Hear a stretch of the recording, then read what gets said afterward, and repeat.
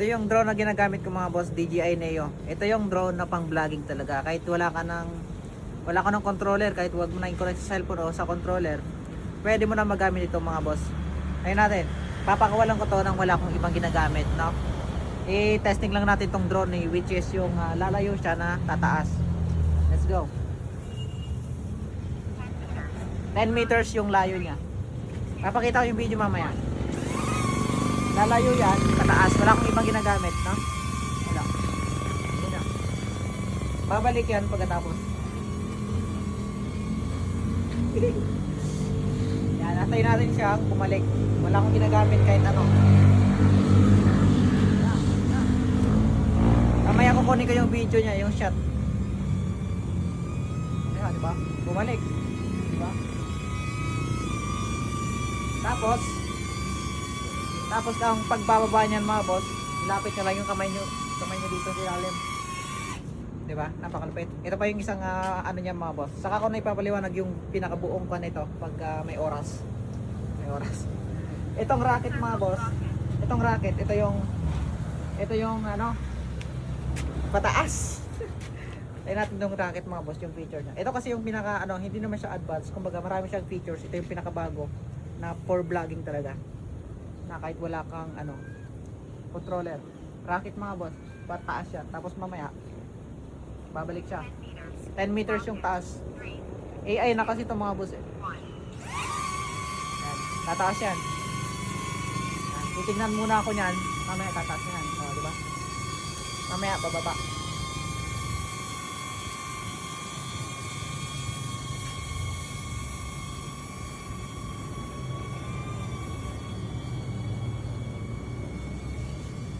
Ayan. I-zoom mo nga, zoom mo nga.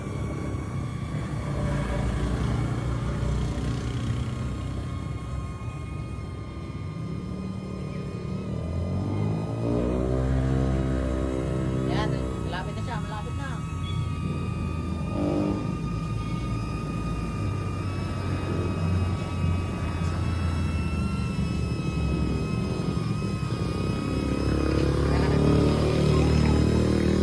Yan, yan.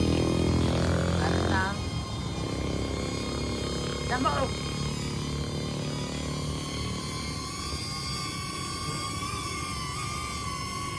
Di ba? Iyon yung pinakita ko sa inyo yung dalawang features niya, pero marami pa yan. Yan o. Spotlight. Direction track. Ito yung direction track yung habang nagbabike ka o kaya nagmumotor ka, pwede niyang sundan. Itong follow mga boss, tatry natin. Follow mode siya. Yung bang susundan ka niya.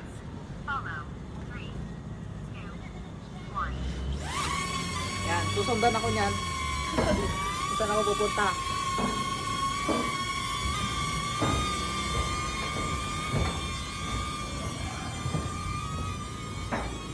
Yan, susunod lang yan.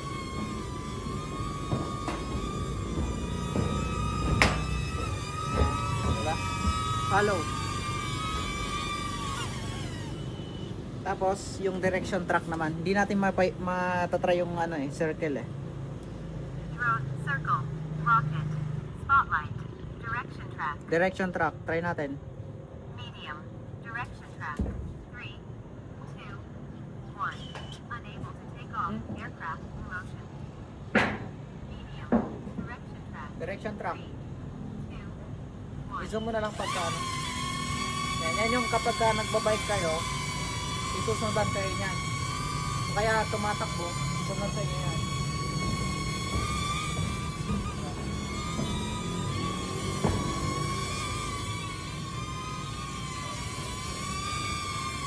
Yan yung ano, mas mabilis kasi yung direction track sa follow mode. Para siya naka-sports mode ba.